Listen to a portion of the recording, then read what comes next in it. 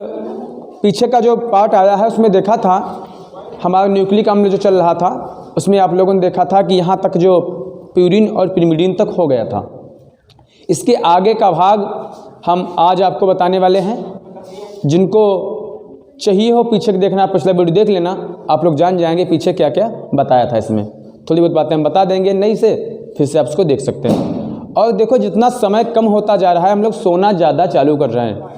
ऐसा हमने देखा, फ़ोन ऑन करते हैं बच्चों से तो लगता है कि बहुत सोते हैं आप लोग। ये सोना वोना बंद कीजिए, अब परीक्षा की घड़ी आ गई है, अब एकदम जागना प्रारंभ कर दीजिए। तो देखो क्या देखा था हम लोगों ने कल कि भाई जो हमारा न्यूक्लिक अम्ल था वो कहाँ पाया जाता था? नाभिक में, ठीक है। और सबसे पहले किसने देखा था इसको? ठीक है। फिर उसके बाद किसने देखा? मॉडल किसका था? वाटसन क्रिक का मॉडल था। उन्होंने सब बताया था। भाई क्या बताया था कि जो हमारा न्यूक्लिक अम्ल है इसमें डीएनए आरएनए पाया जाता है, ये सब बताया था उन्होंने। तो हम लोग फिर उसमें एक 3 टाइप का होता था। एक होता था हमारा शुगर था, शर्करा था, और दूसरा था नाइट्रोजन बेस था, और तीसरा था फास्फेट। तो हम लोग फास्फेट तक की यात्रा कर चुके थे। तो जब नाइट्रोजन बेस था उसमें 2 प्रकार के पाए जाते थे, एक था प्यूरिन और एक था पिरिमिडीन। इनकी स्ट्रक्चर भी हम लोगों ने कल सीखी थी, चित्र बनाना कल खूब सीख लिया था। खैर ये सब सीख चुके थे। अब हमको ये सीखना है प्यूरिन और पिरिमिडीन में अंतर क्या होते हैं, ये देख लें। और चित्र तो हम लोग कल सीख ही चुके थे, इनके सबके बनाना स्ट्रक्चर वगैरह सीख चुके थे। तो देखो बच्चों, प्यूरिन और पिरिमिडीन में अंतर कुछ नहीं है। अंतर सिर्फ इतना है कि जो आप लोगों ने स्ट्रक्चर बनाए थे उन्हीं में से अंतर निकलते जाते हैं।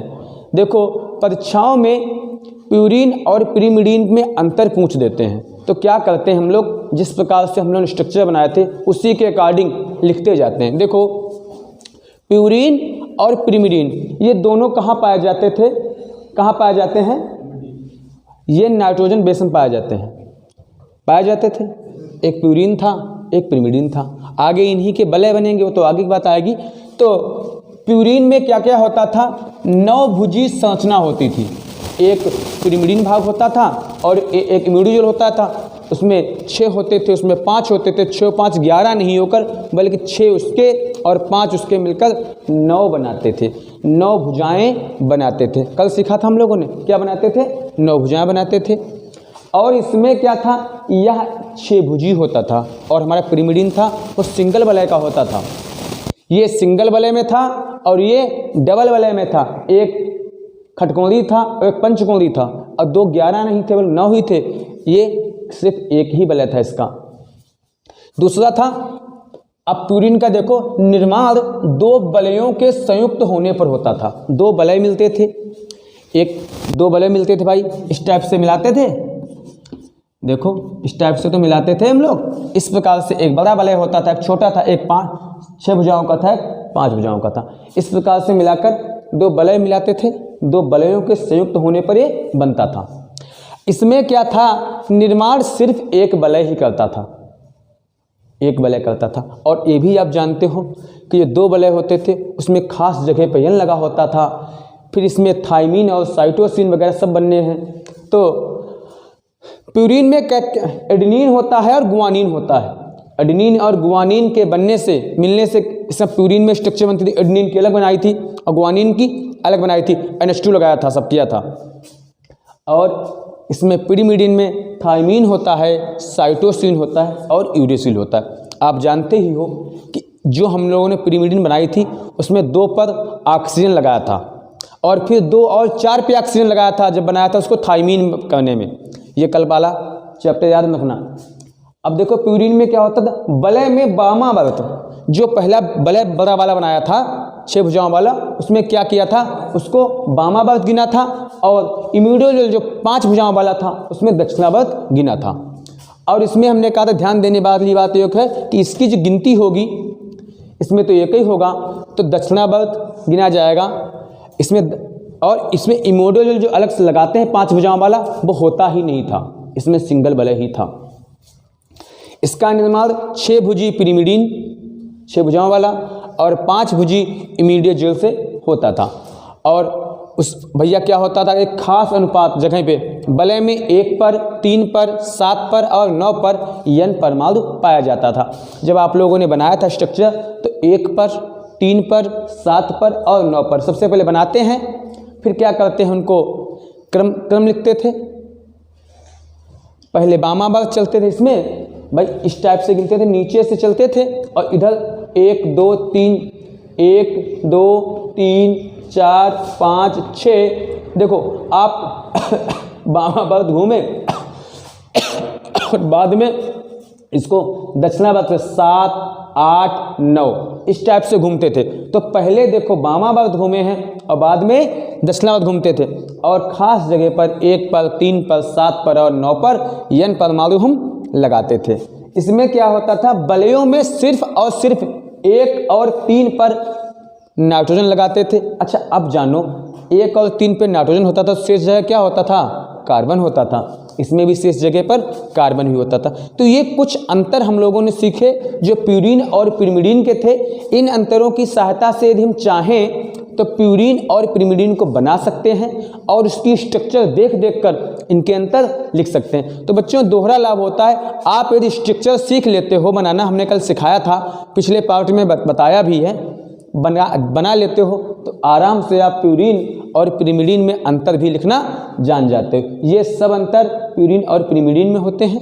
इसमें एडेनिन और गुआनिन होता है प्यूरीन में, और इसमें थायमीन, साइटोसिन और यूरोसिल होता है। जिसमें से हमने आपको कल भी यही बताया था कि एडेनिन और गुआनिन के जो मूल लक्षण होंगे वो प्यूरीन से मिलते होंगे, बस अंतर क्या होता है, NH2 लग जाता है। और इसमें भी क्या बताया था, 2 पर O लगता है, और तो 4 पर लगा देते थे, और बाद में जब अगले पार्ट में पहुँचते थे साइटोसिन पर तो CH3 मेथिल का लगा होना 5वें पर पाया जाता था। ऐसा सब कुछ कल हमने बताया था। तो यहाँ तक हमारा सब कुछ हो चुका था। अब हम लोग आगे देखेंगे। अब भाई इसके आगे क्या होगा, न्यूक्लिक अम्ल के जो प्रकार आएंगे, DNA कितने प्रकार, DNA सबका सिस्टम बताया जाएगा, वो आपको हम बता रहे हैं। तो इसको आप लिख लीजिए आराम से। देखो हमने बताया था आपको, अब हमको सीखना है न्यूक्लियोटाइड कितने प्रकार के होते हैं। तो न्यूक्लिक अम्ल के प्रकार, न्यूक्लिक अम्ल का जो प्रकार सीखना है वो किस किस आधार पर इनको विभाजित कर सकते हैं। तो देखो न्यूक्लिक अम्ल के जो प्रकार सीखने हैं, न्यूक्लिक अम्ल का निर्माण किससे हुआ है आप तो जानते हो, कल बताया था हमने, टाइट और साइड जो सब बताए थे बातें। तो निर्माण हुआ है न्यूक्लियोटाइड श्रृंखला द्वारा। न्यूक्लियोटाइड में कौन कौन आता है, शर्करा आती है, नाइट्रोजन बेस आता है, और तीसरा आता हमारा है फास्फोरिक अम्ल आता है। ठीक है, इन तीनों से मिलकर क्या होता है, इसका निर्माण होता है। अब भैया अब आगे बढ़ो, थोड़ा समझ के सीखा करो। अब देखो इतना तो जान गए, अब भाई इनमें को बांटा भी तो जाएगा। किसकी तरह से बांटा जाएगा, पेंटोस शर्करा के आधार पे इनको बांटा जाता है। एक का नाम होता है जाइबोस और एक का डाईराइबोस। भाई शर्करा ही तो बता रही है कैसे बांटोगे, और कहीं से तो लग नहीं रहा कैसे बांट सकते आप। एक नाइट्रोजन बेस बता देगा कि DNA में अलग होता है वो 4 युग्म और RNA में अलग होता है। तो इसका विभाजित हम 2 टाइपों से कर सकते हैं। नंबर 1 पेंटोस शर्करा के आधार पर कौन कौन होगा, DNA होगा और RNA होगा। अब साफ साफ बता, डी से क्या होगा, डाई, पूरा बता फुल फॉर्म क्या होगा DNA का, एसिड। तो भैया इसमें 2 शर्कराएं हैं, डाई लगा है, और इसमें खालिस राइबोस है।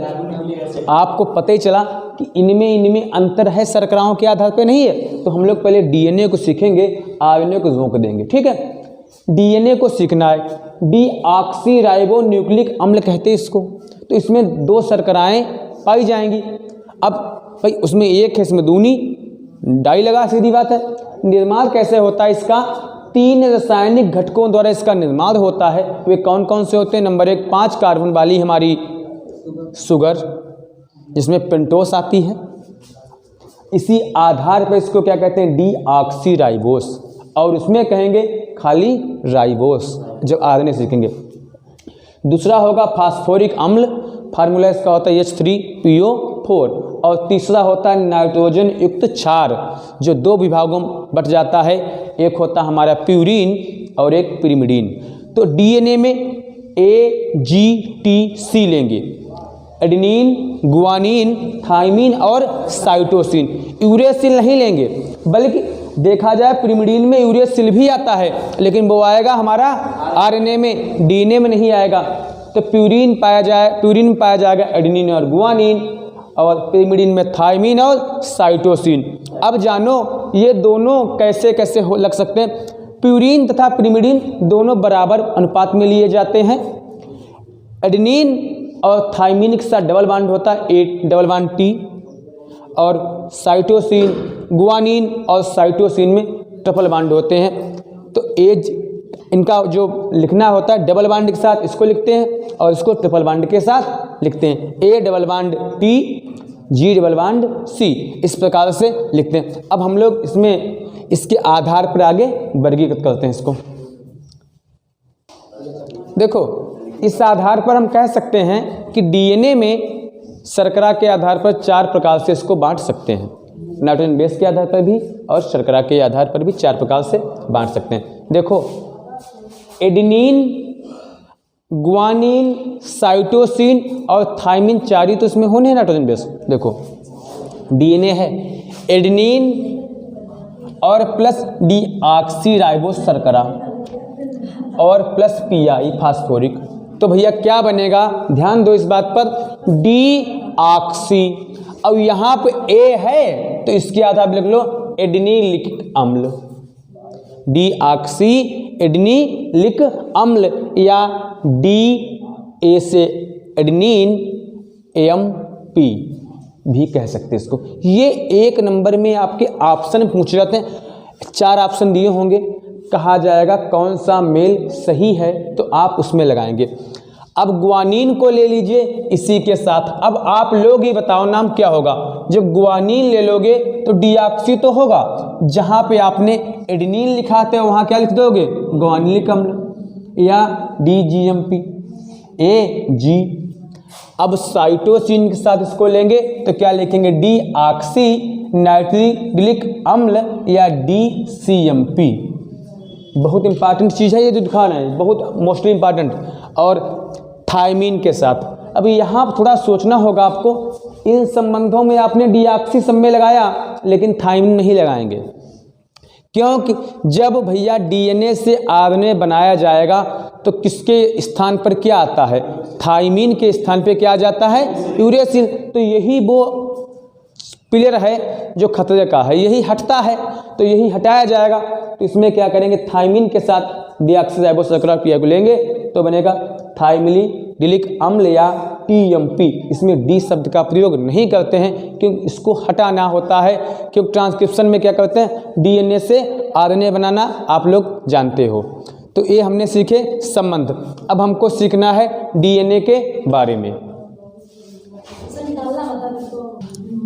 देखो, अब हमको सीखना है DNA क्या होता है, तो DNA के बारे में जानना है। DNA क्या होता है, इसमें 2 हेलिक्स होती हैं, RNA में सिंगल हेलिक्स होगी, उसको बताएंगे बाद में। 2 हेलिक्स होती और कुंडली के रूप में लिपटी होती। जैसे हमने बताया था कि जैसे ये देखो हमारा केंद्र था और इसी में भाई द्रव भरा था, और उसको जब खींचा गया था तो जोहान्सबर्ग ने खींचा था तो खींचा था तो बताया था इसमें गुणसूत्र निकल रहे हैं। और गुणसूत्र के बाद वाटसन और क्रिक ने अपने अनुसार क्या बताया कि इसमें DNA और RNA है। तो इसी चीज़ को हम लोग थोड़ा सीख लें डिटेल से। कितनी हेलिक्स होती हैं, 2 सब लिख दिया पॉइंट, यहाँ पर आपको आसान रहेगा, सुन लीजिए, ऐसा बन जाएगा। एक लंबा दोहरा कुंडलीकृत अणु होता है, कुंडलीकृत है, दूसरे कुंडली मालूम हो रही है, लंबे होते हैं, खूब दोहरे होते हैं, 2 भाग इधर 2 भाग इधर। श्रृंखलाएं एक दूसरे के विपरीत होती हैं, एक इधर से जा रही अब वो उधर से आ रही। श्रृंखलाएं एक दूसरे के विपरीत होंगी, 2 लंबे सकरे टाइप के होते हैं, कुंडलिक अणु होते हैं। पहली रेखा में कार्बन 5 मिनट से 3 मिनट दिशा में होता है और दूसरी रेखा में 3 से 5 की दिशा में होता है। इस प्रकार से कार्बन जुड़े इधर से उधर को और उधर से इधर को जुड़े होते हैं, इधर से उधर से इधर। मतलब इसका क्या होता है कि इसमें 4 ही चीज़ें होती हैं, एडेनिन, गुआनिन, थाइमिन और साइटोसिन। तो कैसे कैसे होते हैं, एडेनिन थाइमिन के साथ होगा AT, फिर CG साइटोसिन गुआनिन, फिर एडेनिन थाइमिन गुआनिन साइटोसिन, एक क्रम मिल रहा है। तो आप एडेनिन से थाइमिन, साइटोसिन से गुआनिन, फिर एडेनिन से थाइमिन और फिर थाइमिन से एडेनिन, इसी प्रकार से क्रम आगे चलता जाएगा। और दूसरी दीवार में क्या होगा, उधर से थाइमिन से एडेनिन, इस प्रकार से एक क्रम जो है वापस आता जाता है, इधर से उधर, उधर से इधर।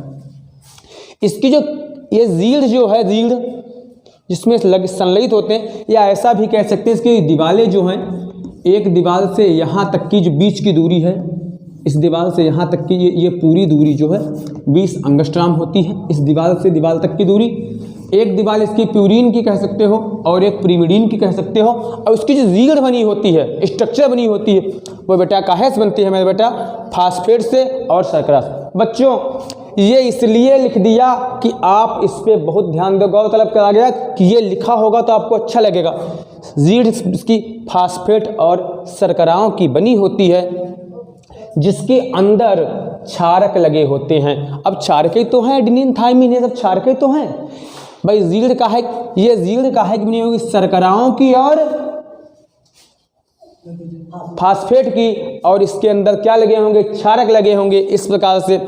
तो बेटा और इसका व्यास बता दिया हमने, व्यास पूरा 20 एंगस्ट्रॉम होता है। कुंडली की लंबाई, यदि भाई एक कुंडली से जैसे हम लोग गति चलते हैं तो यहाँ से यहाँ, यहाँ से यहाँ, तो ये पूरी गति क्या होती है बेटा, याद करो, एक आवर्त काल होता है यहाँ से यहाँ तक, तो ये पूरा चक्कर एक होता है। तो अगर बात की जाए यहाँ से यहाँ पूरा चक्कर घूमने में इसकी कुल लंबाई होती है 34 एंगस्ट्रॉम, और एक क्षार से दूसरे क्षार तक चलने में इसकी लंबाई होती है 3.4 एंगस्ट्रॉम। ध्यान देना भाई, पूरा एक यहाँ से एक बल्ले से दूसरे बल्ले तक आप आएंगे तो आपको चलना होगा 34 एंगस्ट्रॉम में, और एक क्षार बेस से दूसरे बेस तक आएंगे, एक बेस से दूसरे बेस तक की दूरी होगी 3.4 एंगस्ट्रॉम। कुंडली की लंबाई 34 और क्षारकों के बीच की दूरी 3.4। डीएनए करता क्या है, डीएनए के जो खंड लगे होते हैं, ये छोटे छोटे खंड लगाए हैं, ये खंड क्या करते हैं, ये सूचनाओं को ग्रहण करते हैं और उन पर कार्य करते हैं। सूचना ग्रहण करके पहुंचाने का काम यही करते हैं। और क्षार युग्मकों की चौड़ाई दिखाई हमने है यहाँ पे, ये सब में समान होती है, ऐसा नहीं इसमें कम इसमें ज़्यादा समान होती है, और डीएनए जो है सूचनाओं को पहुंचाता है। इस आधार पर वाटसन और क्रिक ने इसका मॉडल तैयार किया था। तो वाटसन और क्रिक के अनुसार डीएनए को हम कितने भागों में विभाजित कर सकते हैं, आप देख लीजिए, ए डीएनए, बी डीएनए, इन सबको हम आपको बता दें, तब इसके बाद डीएनए के कार्य बता देंगे। आपका लेसन लगभग आधा से ज़्यादा समाप्त हो जाएगा, आरएनए बचेगा बाद में बता देंगे। देखो इसमें, देखो वाटसन और क्रिक के मॉडल के अनुसार डीएनए को ए डीएनए, सी डीएनए, डी डीएनए और जेड डीएनए 4 प्रकार से बांटा गया है। वाटसन और क्रिक ने बताया था किसके डीएनए के बारे में, तो उन्हीं के अनुसार जो मॉडल सामने को आए वो लगभग उसी के, जो मूल डीएनए हमारा होता है उसी के समान है, परंतु कुछ भिन्नताएं पाई जाएंगी। देखिए सबसे पहले आप लोग, ए डीएनए क्या है, श्रृंखलाएं, जो 2 श्रृंखलाएं पाई जाती हैं, एक इधर से होती है एक उधर से होती है, 2 श्रृंखलाएं होती हैं। श्रृंखलाएं दक्षिणावर्त होंगी, सेम टू सेम उसे। न्यूक्लियोटाइड युग्मों की संख्या होगी इसमें 11, उसमें 10 थी, इसमें कितनी होगी 11। हेलिक्स व्यास होता है 23 और उसमें था 20, जो मूल डीएनए था उसमें 20। याद करो, ये बातें बहुत काम की हैं कि श्रृंखलाएं 2 दक्षिणावर्ती होंगी, परंतु न्यूक्लियोटाइड युग्मों की संख्या 11 होंगी, और हेलिक्स व्यास 23 एंगस्ट्रॉम में होगा, वहाँ 20 था।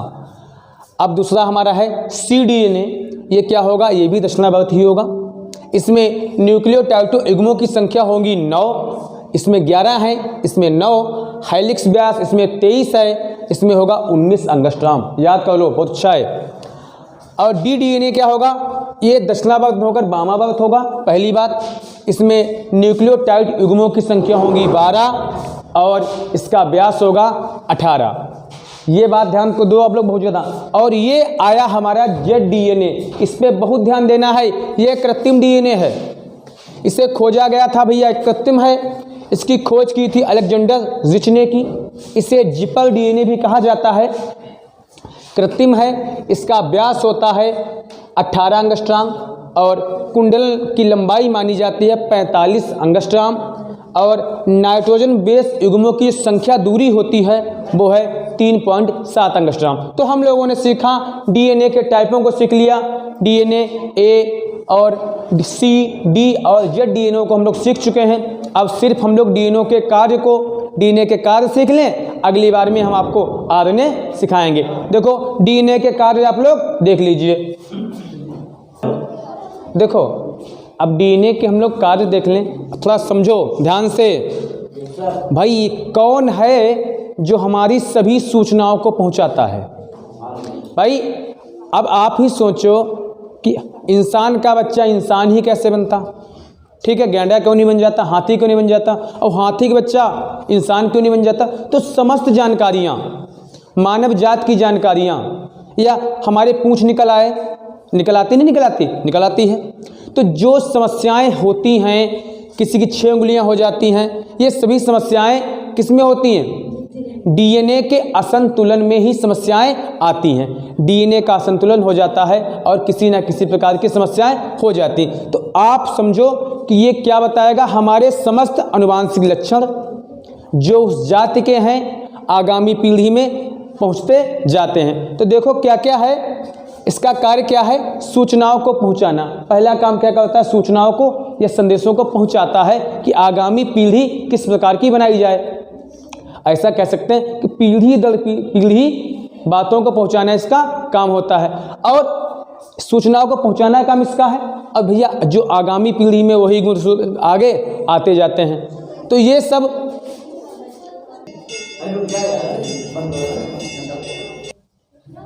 एक पीढ़ी में दूसरी पीढ़ी के लक्षण देखने को मिलते हैं। हमने वो कल कहानी भी सुनाई थी। इसका मतलब ये नहीं कि वो समस्त लक्षण आएंगे जो हम में हैं, बल्कि हमारी जाति के जो लक्षण हैं वो आगामी पीढ़ी में पहुंच जाते हैं। अच्छा, और क्या करता है? आरएनए का संश्लेषण करता है। भले ही डीएनए की अपेक्षा आरएनए बड़ा है, परंतु आरएनए का संश्लेषण कौन करता है? डीएनए ही करता है। प्रत्यक्ष या परोक्ष रूप से ये कोशिकाओं की मरम्मत करता है। प्रत्यक्ष वे होते हैं जो दिखते हैं, अपरोक्ष वे होते हैं दिखते नहीं हैं फिर भी होते हैं। जैसे हम लोग सांस लेते हैं, हमको दिख नहीं रहा हम लोग ऑक्सीजन ले रहे हैं, बल्कि हम लोग परोक्ष रूप से ऑक्सीजन ले रहे होते हैं। हम अब एक पल के लिए नहीं मिले तो अरे कौन चीज़ कम हो गई, परेशान हो जाते हैं। तो प्रत्यक्ष या परोक्ष रूप से क्या करता है? ये कोशिकाओं की मरम्मत करता है। पर्याप्त रूप से स्थायी होते हैं, इनके लक्षण कभी नहीं बदलते। ऐसा नहीं कि इंसान का बच्चा इंसान होकर कुछ और हो जाए, होगा इंसान ही। एक पीढ़ी से दूसरी पीढ़ी में लक्षण कंटिन्यू चलते ही जाते हैं। और अगला बेटा क्या?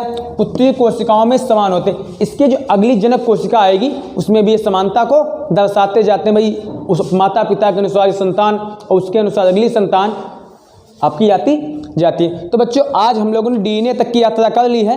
कल वाले पार्ट में आपको मैं आरएनए और उसके आगे जो सब ट्रांसक्रिप्शन वगैरह इसका जो होता है वो सब दिखा दूंगा। और कुछ रह गया उस पार्ट में? कुछ नहीं बचा। जो बचा होगा फिंगरप्रिंट वगैरह सब बता देंगे। ठीक है, आप कमेंट के माध्यम से भेज सकते हो। धन्यवाद।